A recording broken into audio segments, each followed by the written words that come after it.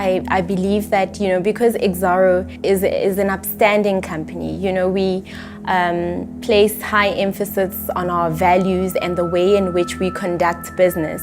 So the environment which is created within the Exxaro context is one which I believe is conducive for a woman to enter into and not focus on the fact that you are a woman, but focus on what needs to be done in terms of getting the work done. I have learned that Exxaro has actually done so much in terms of targeting the empowerment or recruitment of women in the industry. They actually even have forums such as Women in Leadership Forums, so they actually take that very seriously, and I know that they're working towards a percentage of that 50% in terms of equality on gender.